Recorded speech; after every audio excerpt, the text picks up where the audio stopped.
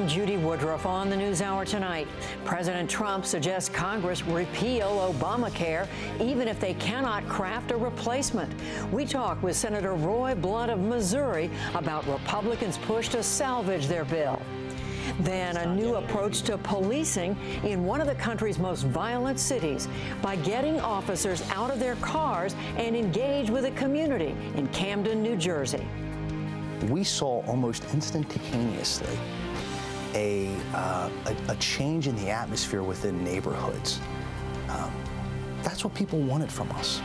And it's helped us significantly for us to provide better policing services to them as well. And it's Friday. From healthcare reform to controversial tweets, Mark Shields and David Brooks analyze the week's news. All that and more on tonight's PBS NewsHour.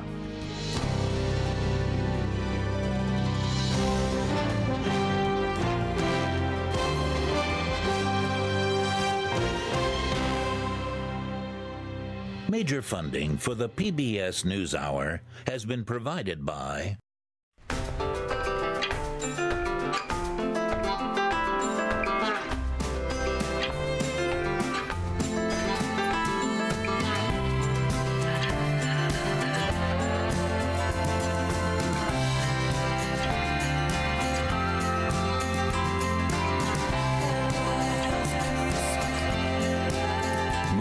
economy for 160 years.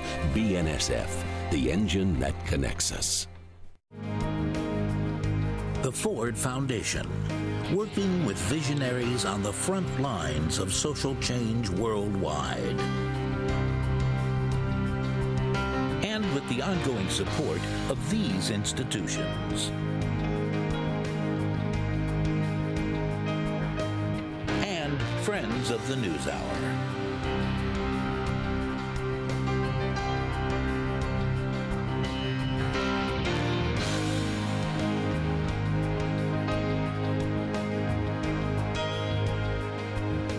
This program was made possible by the Corporation for Public Broadcasting and by contributions to your PBS station from viewers like you.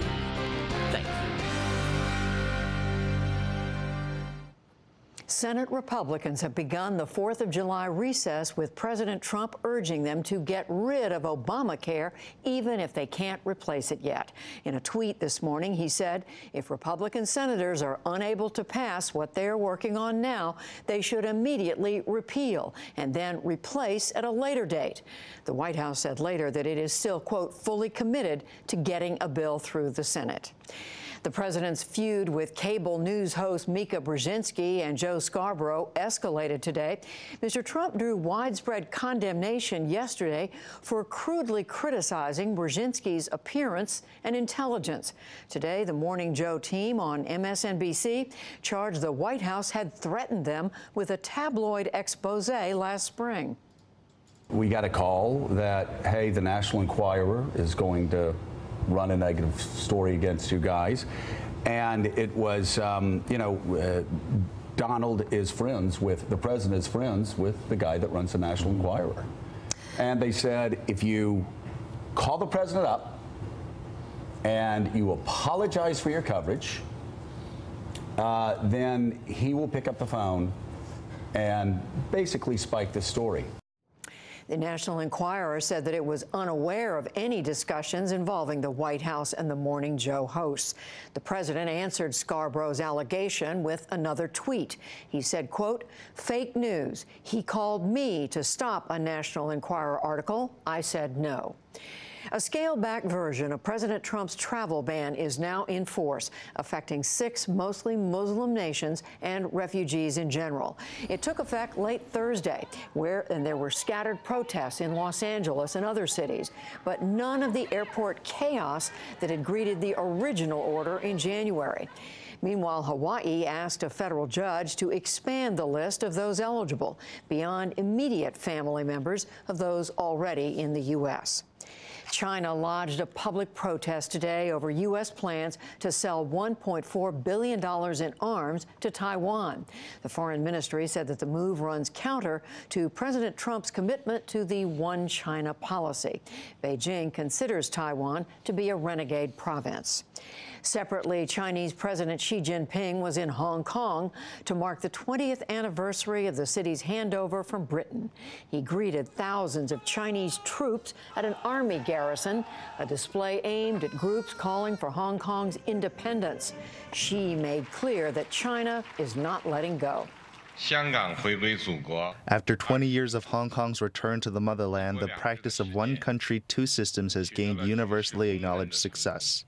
Of course, we have encountered some new situations, new problems, and new challenges in the practice. It is not horrible to have new problems. The point is to figure out some ways to solve them. The Chinese Foreign Ministry also caused a stir, dismissing the 1997 agreement with Britain. A spokesman said it, quote, no longer has any practical significance. There is word that the flow of refugees out of Syria has reversed. The UN Refugee Agency reports that nearly 500,000 Syrians have returned to their homes this year. Most have returned to areas where government forces have regained control after years of fighting. Back in this country, a gunman opened fire at a hospital in New York City, killing one doctor and seriously wounding several others before taking his own life. Police said the shooter was also a doctor who had once worked at the Bronx Lebanon Hospital. Emergency crews and heavily armed police descended on the scene. Officials said it was an isolated incident and not an act of terror. Local and federal authorities in Chicago unveiled new efforts today to cut the flow of illegal guns, including adding more federal agents. The announcement came as President Trump tweeted that crime and killings in Chicago have reached epidemic proportions. Officials in the city said there's actually been some improvement, but they also welcomed the federal help. Significant progress is being made in the effort to combat violence in Chicago, but that the level of violence continues at an unacceptable level. And it is a battle which can only be fought with all hands on deck. That is state, federal, and local law enforcement. As of Sunday, there have been more than 1,300 shootings in Chicago this year. That's down from nearly 1,600 at the same point last year. Firefighting crews are making progress against a wildfire that threatened to engulf an Arizona town. Officials reopened a major roadway in Prescott Valley today, north of Phoenix, and hundreds of people were allowed back into their homes. A few thousand others are still in shelters. On Wall Street today, the Dow Jones Industrial Average gained 62 points to close at 21,349. The Nasdaq fell about 4 points, and the S&P 500 added 3. Both the Dow and the S&P were up 8% for the first half of the year. That is the Dow's best showing since 2013. The Nasdaq rose 14%, its best since 2009. And on a lighter note, Crayola is asking for help naming a new shade of blue. Out of 90,000 submissions, the top 5 contenders are Dreams Come Blue, Star Spangled Blue, Blue Moon Bliss, Reach for the Stars, my favorite, and Blutiful. You can vote on Crayola's website starting tomorrow through August 31st. Still to come on the NewsHour, Senator Roy Blunt joins us to talk health care wrangling on the Hill, rebuilding a police force in one of America's most violent cities. President Trump meets with South Korea's president, and much more.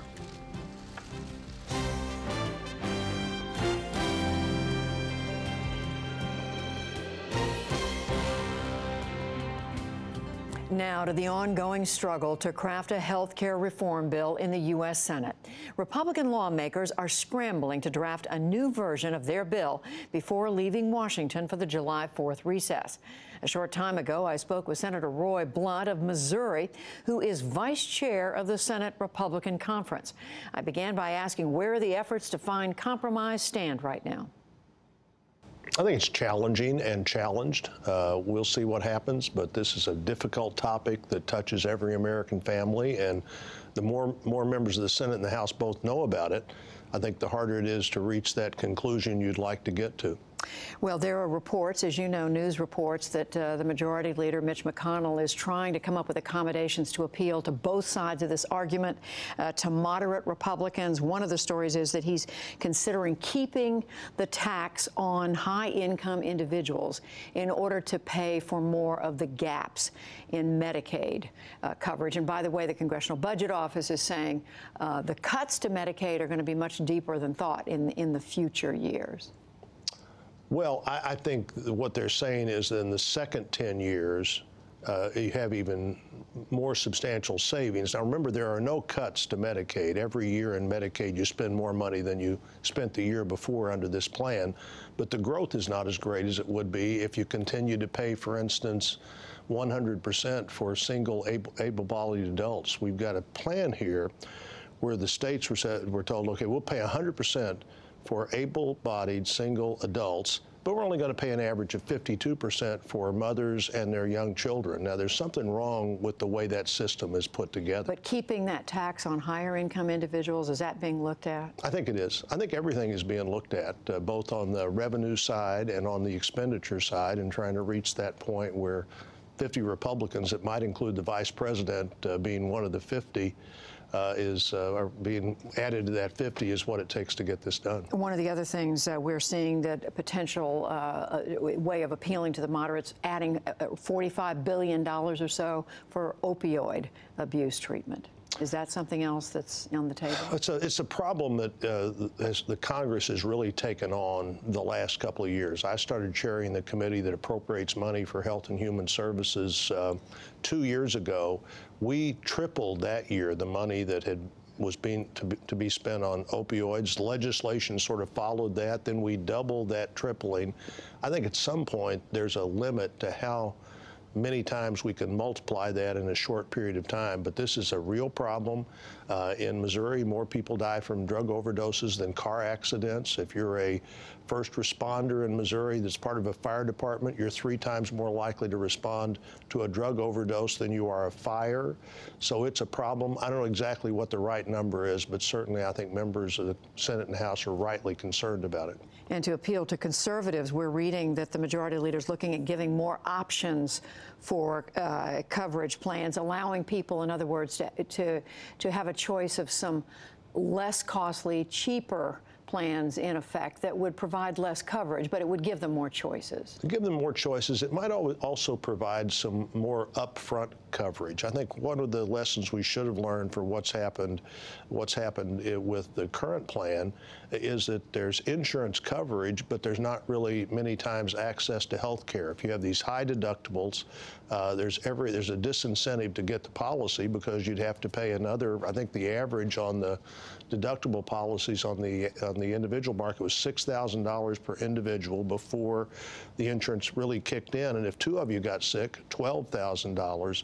Makes it hard to make that decision, particularly when you think what your family needs is the first $1,000 that covers the kids getting sick with the flu or something like that. What do you think the chances are now that you're going to be able to come up with something that passes? And I ask this because President Trump tweeted this morning. He said if Republican senators are unable to pass what they are working on now, they should immediately repeal and then replace at a later date. Well, it's pretty late to come up with a new plan. The hypotheticals are never legislatively what you want to be talking about. You want to be talking about what you're focused on at the time. I think it's fair to say that it's hard to get 50 senators out of 52 to vote for a package this complicated. Actually, Judy, you know, the more the members know about this, in many ways, the harder it is to make that final decision because you've got so much information and you know how many other things are impacted by one decision here that 5 decisions later has made a big difference in somebody's life. So if you can't get it passed in July, do you just set it aside? Well, I think then you go, we've had a 3-step plan in mind. We passed this bill that did as much as we could to clear the way for Democrats and Republicans to work together later. The Secretary of Health and Human Services would look at the 1,400 plus rules that the law gave that person the ability to define and see how those could be better defined so they were better for families, better for access. And then when that's done, get down to the real work of Republicans and Democrats working together to do things you can do outside the budget restraints of the way we're trying to do this first step. And if the first step doesn't work, then you just go, I guess, to a two-step process, and it'll take longer. Where you finally do work with Democrats, right. Democrats and Republicans together. And that's going to happen. That has to happen, to expand the way people could get more insurance in groups, to look at things like more transparency from providers. That eventually has to happen. But it doesn't have to happen to stabilize the moment we're in right now. The insurance markets, the individual markets are collapsing. A third of the counties in America now only have one company that's willing to offer an insurance product on the exchange. The estimate for next year is over 40% of the counties. And if you only have one choice, you really don't have any choice. You either buy that policy or pay the penalty, and all those things will happen if we don't change the current law. Last thing I want to ask you about, Senator Blunt, and that is the president's tweets. A lot of attention has been diverted in the last few days to the president's tweets criticizing cable news host Joe Scarborough, Mika Brzezinski, in her case in very harsh personal terms. What's your reaction? Well, there's no doubt that cable news hosts can say things that the President of the United States shouldn't say, and if people can be harsh at you, that doesn't mean you benefit by being harsh back. I think generally the President's tweets are not helpful to him. At the same time, he has figured out how to communicate with people in ways that no other president has, or he wouldn't be president. Do those tweets help his agenda and the Republican agenda? They sometimes do, and they sometimes don't. I think there needs to be a much more significant filter on those tweets. You know, it's okay to have some unspoken and untweeted thoughts. Senator Roy Blunt of Missouri, thank you very much for joining us. Nice to be with you.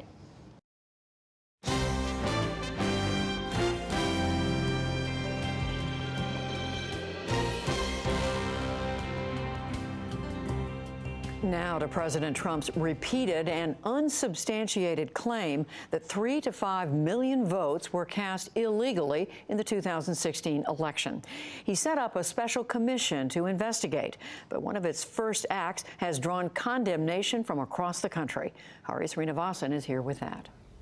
Yesterday, the vice chair of that commission sent a letter to all 50 states asking for voter data that includes addresses, party ID, voter history, and Social Security information.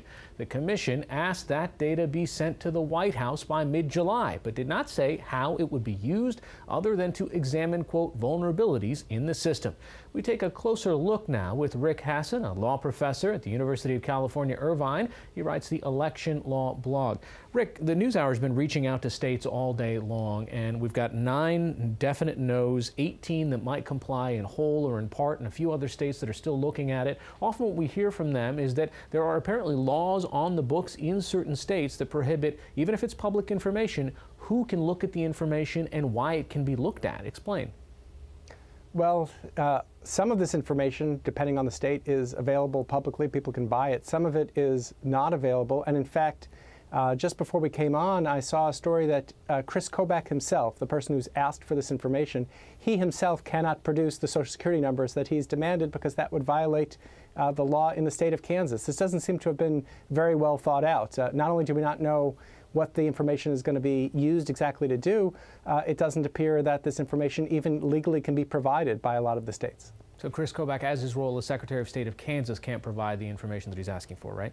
To himself, that's right. Got it. Right. All right. So what about the scope of the investigation? There seems to be a lot of focus on measuring or protecting the integrity, one person, one vote.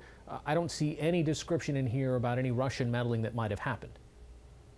Well, so it's not clear exactly what this commission is going to do. Initially, the president had said he wanted to look into the potential for voter fraud.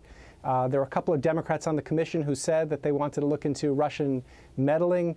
Kobach said he might be open to that, but that wasn't on the list of questions that was sent to various state election officials. It's not clear what this group is going to do, what it's going to produce, but I'm concerned that it's going to be something that is just going to try to support the president's agenda, that claiming that there's a lot of voter fraud, and use that to make it harder for people to be able to register to vote.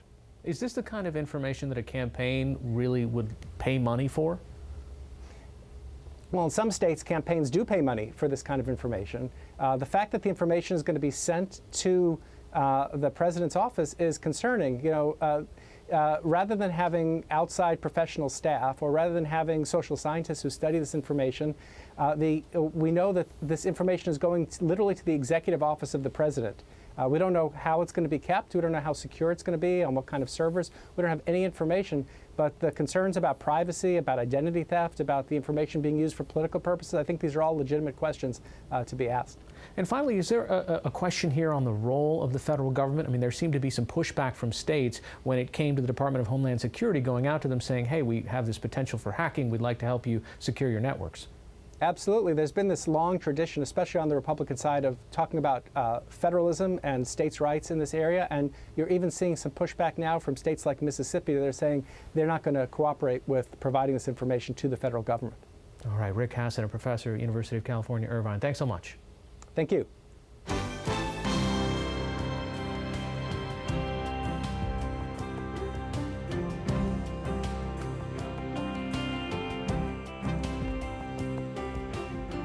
Stay with us. Coming up on the NewsHour, Mark Shields and David Brooks take on the week's news and the dangers of relying on statistics and numbers in medicine.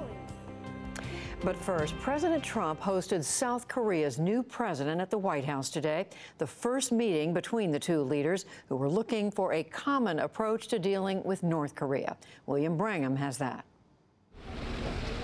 President Moon Jae-in arrived at the White House with tensions over North Korea still running high. In the Rose Garden, President Trump pressed again for ending the North's nuclear and weapons programs. The era of strategic patience with the North Korean regime has failed. Many years, and it's failed. And frankly, that patience is over. We're working closely with South Korea and Japan, as well as partners around the world, on a range of diplomatic, security, and economic measures to protect our allies and our own citizens from this menace known as North Korea. North Korea, led by Kim Jong-un, has already test-launched more than a dozen missiles this year, all in defiance of international sanctions. South Korean President Moon has long advocated for diplomatic engagement with the North, and since taking office just last month, he's delayed full deployment of the U.S.'s THAAD anti-missile defense system in his country. Today, though, he warned of a stern response to any provocations. The North Korean nuclear issue must be resolved without fail. I also urge Pyongyang to promptly return to the negotiating table for denuclearization of the Korean Peninsula. President Trump and I will employ both sanctions and dialogue in a phased and comprehensive approach. And based on this, we both pledge to seek a fundamental resolution of the North Korean nuclear problem. Meanwhile, the U.S. has sought China's help to try and rein in North Korea. However, yesterday, the administration announced sanctions against Chinese companies and individuals over their alleged illicit dealings with North Korea. But U.S. officials insisted they weren't targeting the Chinese government. Today, neither President Trump nor President Moon mentioned China. On a different subject, Mr. Trump again criticized the U.S. trade deficit with South Korea and blamed a 2011 free trade deal for the imbalance. He called for new action to reduce trade barriers between the two countries. For his part, Moon played down the trade issue, and he announced that the President and Mrs. Trump have accepted his invitation to visit South Korea later this year. So where do things stand between the U.S. and South Korea, and how will the two nations deal with the North? For that, we turn to Robert Gallucci. He was the chief U.S. negotiator back in 1994 when the Clinton administration persuaded the North Koreans to dismantle their plutonium-based nuclear program in exchange for economic benefits. He's now a professor at Georgetown University and chair of the U.S.-Korea Institute at Johns Hopkins University. Welcome to the NewsHour. Thank you very much. Do you think today's meeting between Moon and Trump will help forge a clearer plan for how to deal with North Korea? I think today's meeting is a success in the sense that the United States and the South Koreans clearly indicated that they value the alliance very much, and the alliance is important to the security of both our countries and the stability of Northeast Asia. The way you frame that question, that it's going to lead to the resolution of the issue with North Korea, is a bit of a reach from at least what I could take away from the meeting. You and several other former cabinet officials and senators wrote a letter to the Trump administration where you urged that they take direct, immediate talks with the North Koreans, possibly send a high-ranking envoy to North Korea. Why do you think that that's a good idea? For a variety of reasons. I think that people who favor negotiations do so partly because the alternatives are miserable. There are fundamentally three options in dealing with North Korea, and there always have been since the end of the Korean War. One is to contain the North Koreans, and we've been doing that. We've done it for decades, and we've been doing that actually for the 8 years of the Obama administration. I'd say that was a containment or strategic patience type of policy. The problem with containment is that it doesn't stop the North Koreans from developing assets and capabilities and threat that we would rather they not have. So a second option is to negotiate and to see whether we cannot reach an agreement with the North Koreans where they agree to give up a capability which we believe they should not have and is threatening to friends and allies. That's what we attempted to do in 1994 with the agreed framework. A third option is to use military force, something which we are proud always to say is on the table, something we haven't done. And by that, we do not mean launching another Korean War. We mean the use of military force in some limited way to attack the capability. Right now, it's not only the nuclear weapons, but it's those long-range ICBM-range ballistic missiles.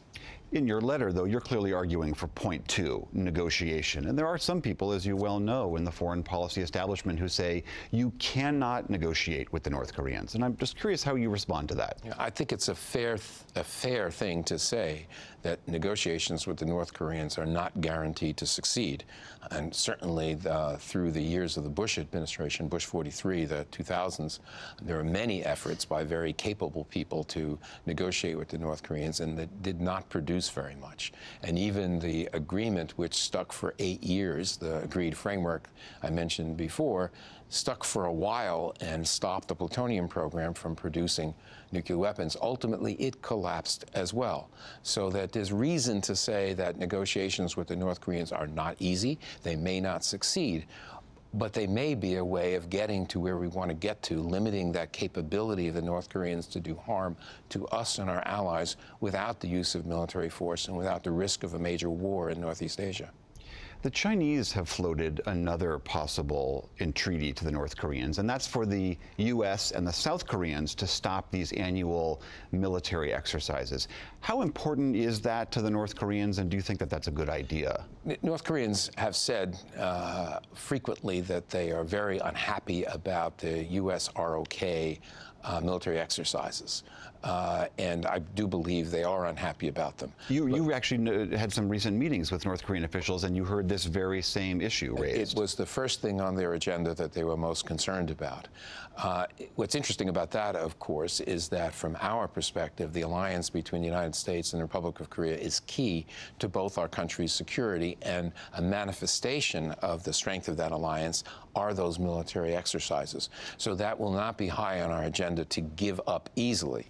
Is that something that might be on the table along with the nuclear weapons program of the North Koreans? Plausibly, but that's pretty much down the road. I wouldn't imagine that negotiations would begin there. They'd begin with talks about talks, I think, without preconditions. Lastly, do you think the Trump administration has any interest in any of the things you're talking about?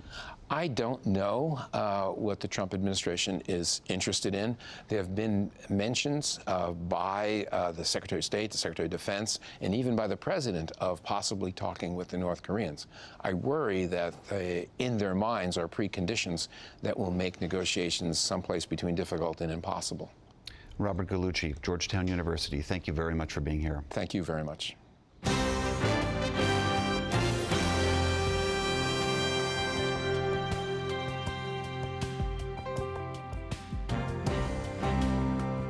Next, a look at how one police force is rethinking the way its officers do their jobs.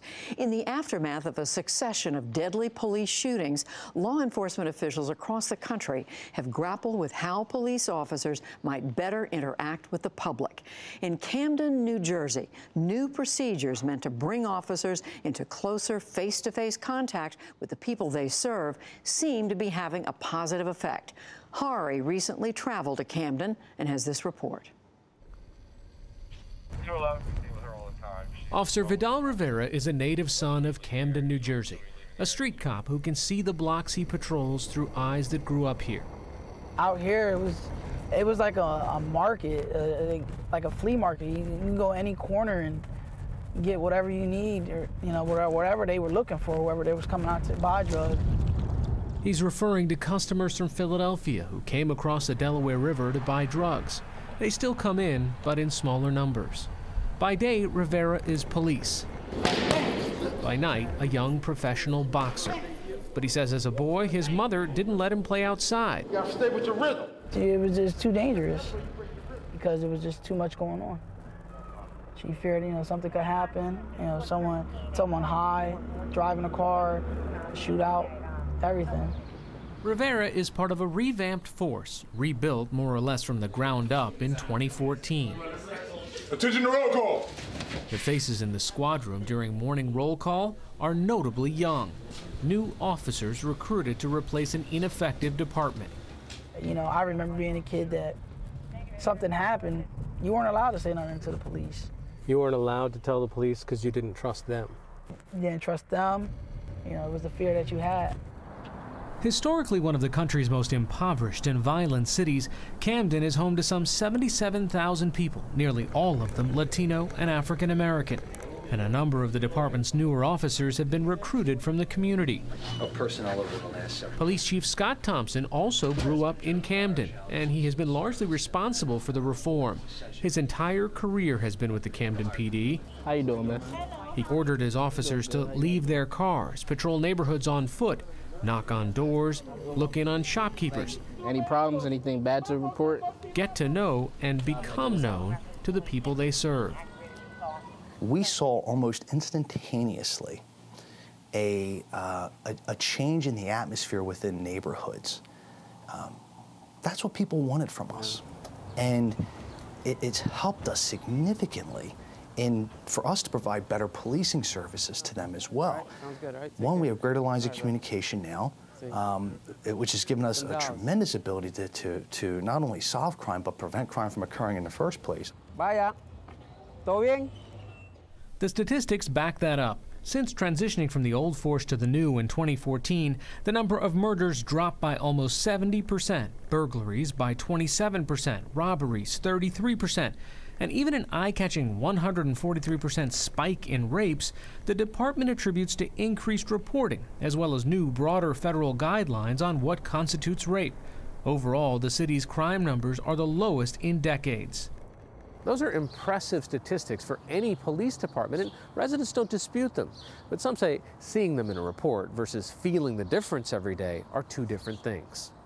I see prostitutes on my street. I see drug transactions on my street in broad daylight every day. This local business owner was one of several people who asked not to be identified, citing concerns that his remarks could complicate relations with local police officers he knows. The crimes he suspects are visible to police as well. Those must be caught on camera, but I can't tell that it makes a lot of difference in how much of it or little of it is happening. Surveillance cameras are a major piece of Chief Thompson's formula.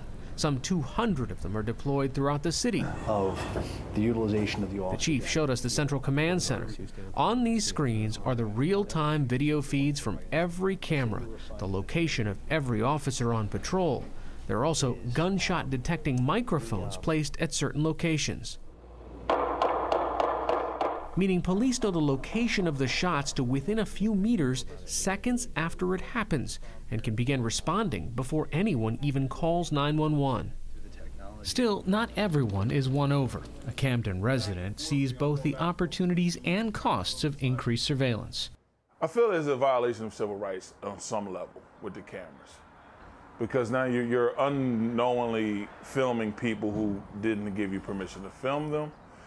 But I've also been on the side where family members has lost other family members to violence, and the cameras had assisted in the apprehension of the person who committed the crime. If the police department came to me and said, you're gonna have to give up all your privacy, but we're gonna reduce crime and make you a little bit safer, I would probably say no. Nobody came to me and asked me that. Is there a concern that people could feel like their civil rights are being violated? You know, we don't have any secret cameras stored away in the city. Everything is overt. They're up there on a pole. They're not hidden. And we're sensitive to the fact that there's people that that may not necessarily want the camera there. But what we have found is the majority of the people do want them. At this time, deactivating BWC. Another major focus of reform is de-escalation, training officers to use force only as a last resort, a tactic that played out dramatically in this video shot 2 years ago.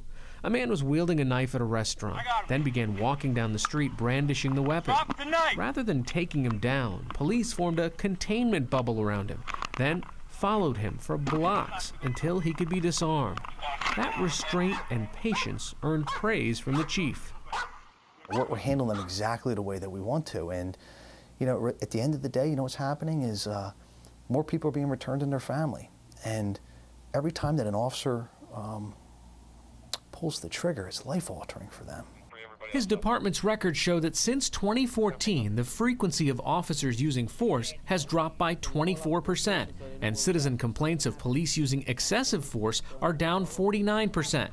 But do these methods put an officer's own life at risk? Sir, drop the knife or I'll tase you.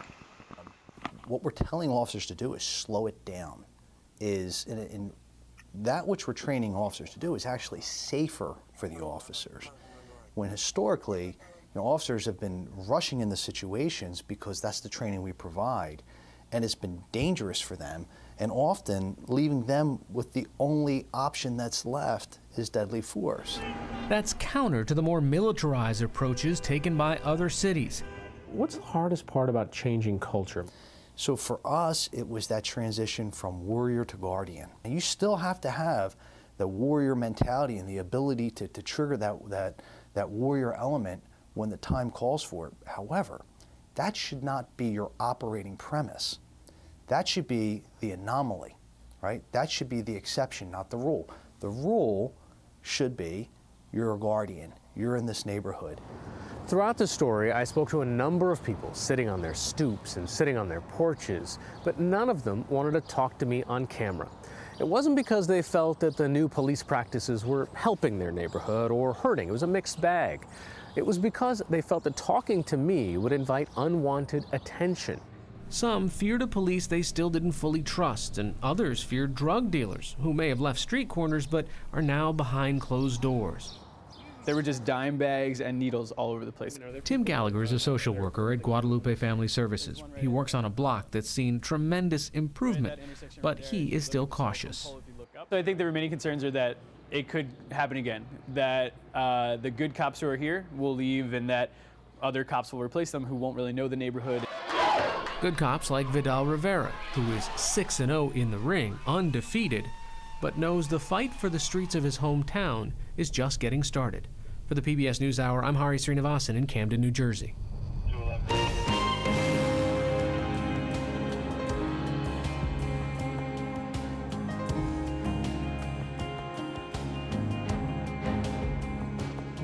And the analysis of Shields and Brooks, that is syndicated columnist Mark Shields and New York Times columnist David Brooks. Welcome, gentlemen. David's joining us from the Rocky Mountains, Aspen, Colorado.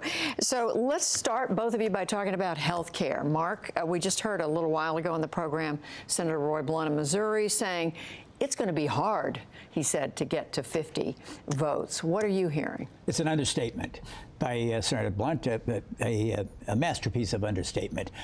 Judy, you never say never. I think it's about time to say never. I mean, this is not being put together. Quite frankly, the motion to proceed, not to get inside baseball, but that's what the majority leader means, bringing up a bill. And I have never seen a motion to proceed, which is just asking that the bill be brought up for debate, fail. Mitch McConnell's reputation as an inside player has taken a big hit, but there is not a majority on what to do. It is not there. And I just come back to one Republican has spoken the absolute abject truth on this subject, and he said, in the 25 years I've served in the Congress, Republicans have never, not one time, ever agreed on a health care plan. That was Speaker John Boehner this year, and I think it remains true. David, what are you picking up? Yeah, I'm hearing negative vibes, but not quite as negative as Mark. I still think there's a chance. What you hear is frustration over, one, it's hard to take away a benefit people have already been given by law. Two, the Republicans are more ideologically divided than they thought they were. Three, it's very hard to pass a bill without a White House. And the president is basically ineffective here, and the vice president barely more so. And so they're trying to do it without him. And I think what they're beginning to hear as the calls come in is this is a proposal that hits a lot of Republicans really hard. If you're a 60-year-old white male in Ohio, this can be devastating to you, both in the coverage loss and in the deductibles and the out-of-pocket expenses. So the calls are coming into the offices, and that's making people skittish. So I think it's an uphill fight. I don't think it's quite as impossible, maybe. I was struck, Mark, that Senator Blunt was saying the more the senators learn about what's in here, the harder it gets. Yes, no, it's absolutely. And I just add to Judy, there is no public argument, a case to be made for this. I mean, Senator Blunt answered your specific questions well, but there's not a rallying cry for whether it's a pre-existing condition or, you know, that everybody's child can be on the age of 26, that the Obamacare, the Affordable Care Act, that could make a public case for it, that everybody's in, that rates will not be higher. There's none here, and I think that's a real problem. David's point about there's no political air cover for the White House, quite the opposite. I mean, the White House has been a liability. I mean, the president has been unhelpful, uninformed, and this morning tweeting, let's repeal, which CBO, the Congressional Budget Office, has a score on, would put 26 million people uninsured immediately. So, you know, off of insurance. So, you know, this is not a recipe for success. David, that's right. I mean, the president did tweet this morning, if they can't agree, they should repeal now and replace it later. Yeah, it's the definition of bad leadership. I mean, he had a more sensible position not too long ago, which is you do both things at the same time. Mm-hmm. If you repeal in the fantasy that you're going to replace later when you can't replace now, that's just not a realistic way to make policy. I think Senator Blunt made a good point that we got a piece of legislation. If you can't agree on this, there's not some mythical future piece of legislation out there that's going to pass. The basic problem is that this is a bill that massively redistributes wealth from the poor to the rich. Mm-hmm. And there are a lot of senators, including Bob Corker of Tennessee and Portman of Ohio and Susan Collins of Maine, who are just uncomfortable with the level of upward redistribution that this bill entails. And then there are other senators on the right, you know, the Ted Cruzes, who just want to get rid of what they call job-killing taxes.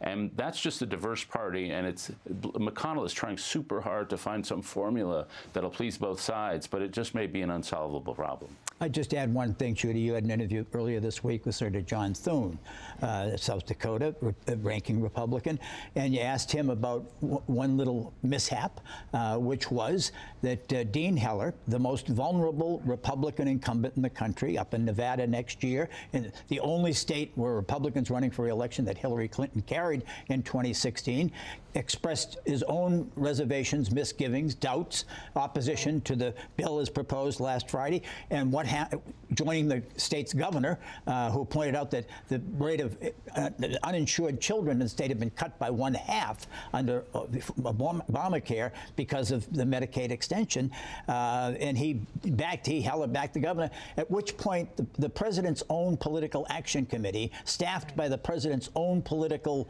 aides and apparatchiks, organized a $1 million expressed attack ad series on him Heller, which Senator Thune objected to, but Senator McConnell opposed. I mean, this is the political equivalent of coming down from the hills and shooting the wounded.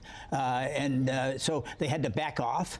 So you talk about White House congressional relations. I mean, this is just, it's more than counterproductive. It's stupid. You're right. Senator Thune, Senator Thune's comment was, that would not be a good time to go after members of your own party. Yeah.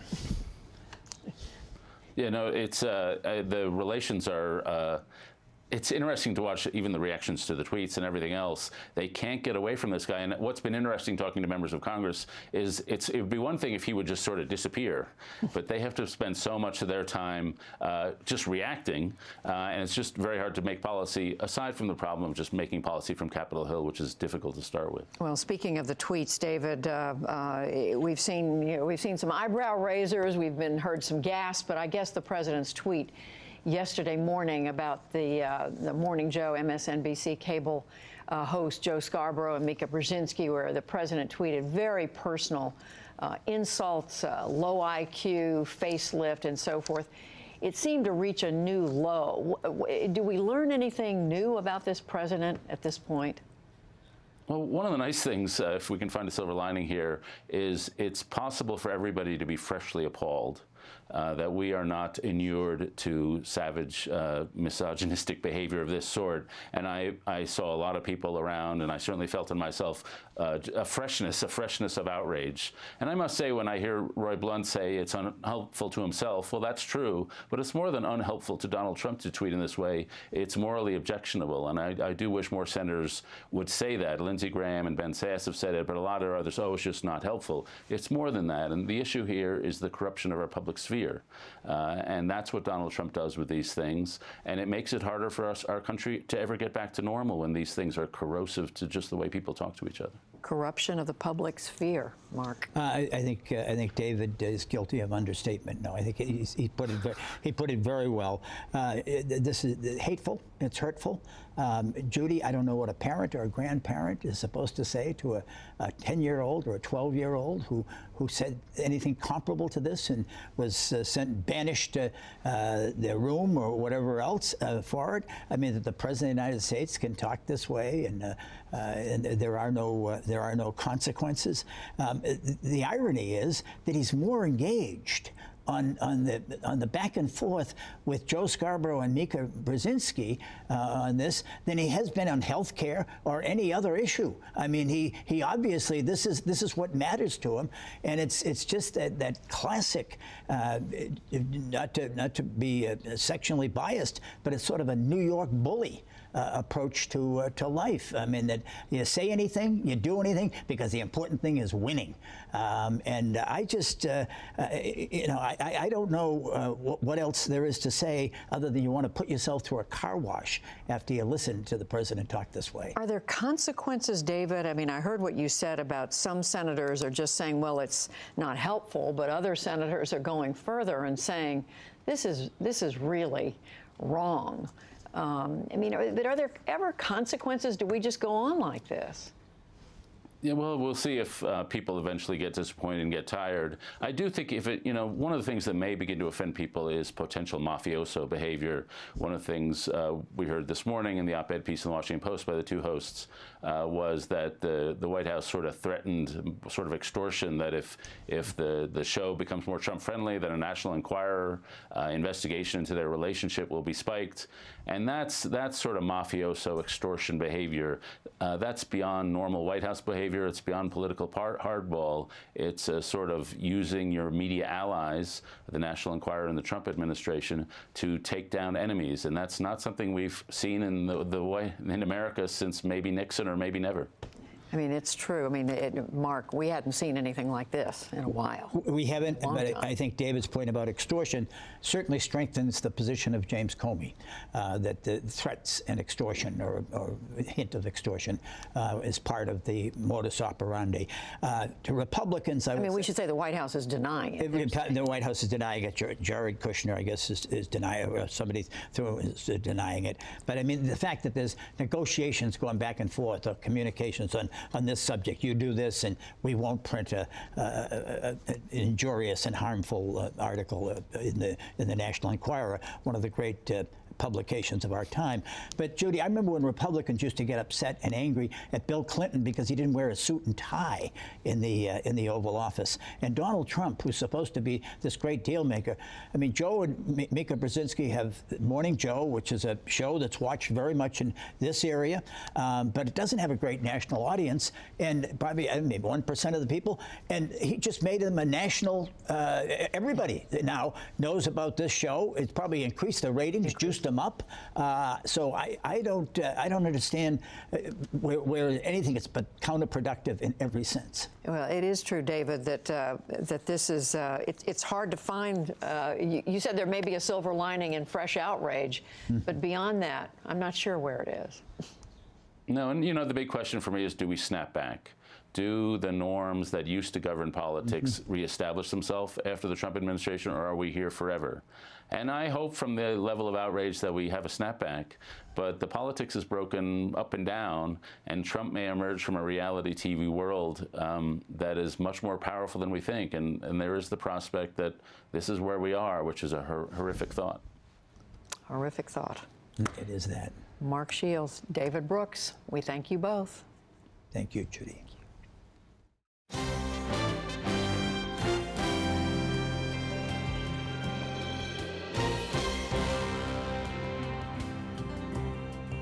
Finally tonight, often lost in the healthcare reform debate are individual stories of fear and uncertainty that come with a medical diagnosis. Elizabeth Silver is an author and attorney who was unexpectedly plunged into a world of statistics and probability. She offers her humble opinion on how to consider a difficult prognosis. When my daughter was 6 weeks old, she suffered a serious stroke and spent 2 weeks in the neonatal intensive care unit. As new parents, my husband and I spent that time beside her, waiting for answers. And at the end, were given very few. At home, with a single click, we could watch videos, read articles, and most importantly, stumble across numbers that would send us either rejoicing or panicking. Like many parents, we had nothing to hold on to but statistics.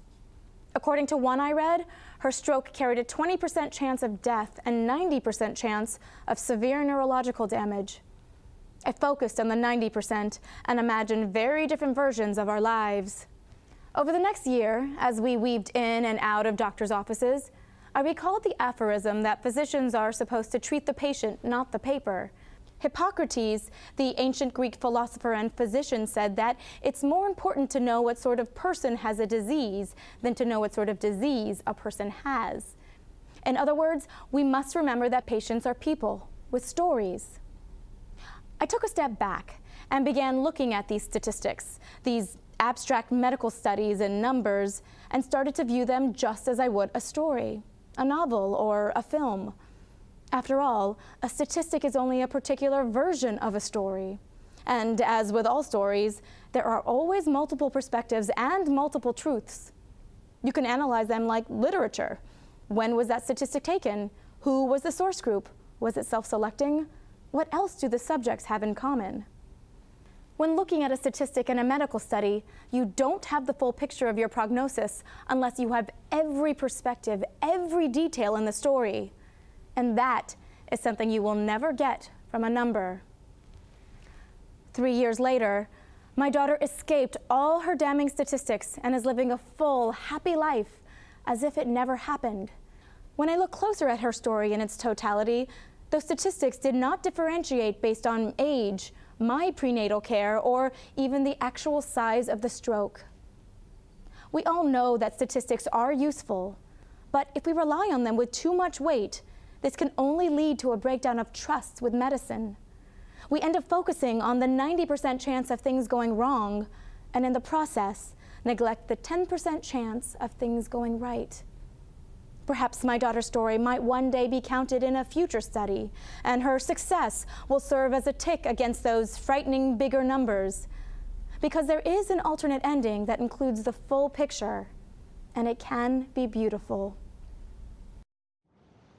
Elizabeth Silver. On the NewsHour online, right now, we get a jump on the July 4th holiday with 5 book recommendations that explore America's complex history.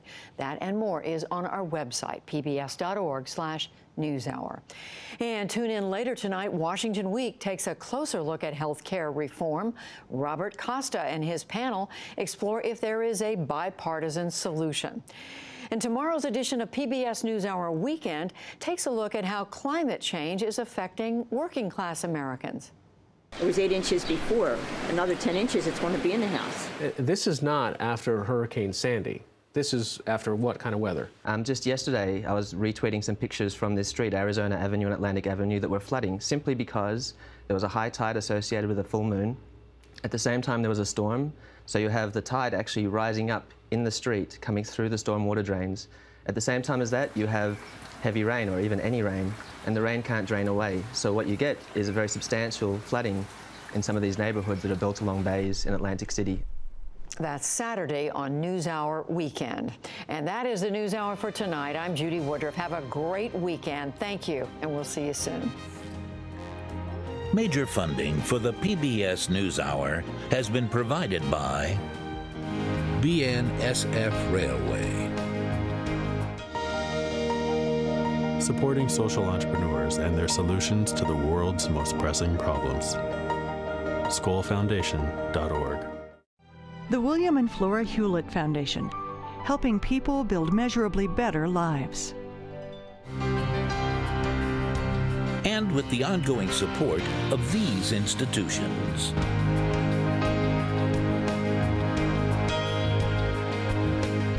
And friends of the NewsHour.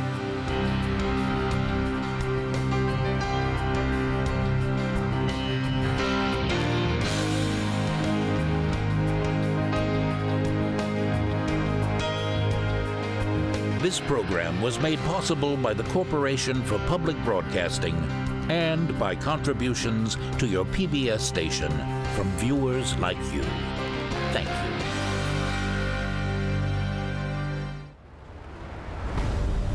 So you don't think the Senate Majority Leader McConnell will have to resort to the so-called nuclear option? Last year, you seemed to be reluctant to get involved or to intervene in Syria directly. Is that one thing that's changed after yesterday? But you're saying this really does have a major impact on the species that live here.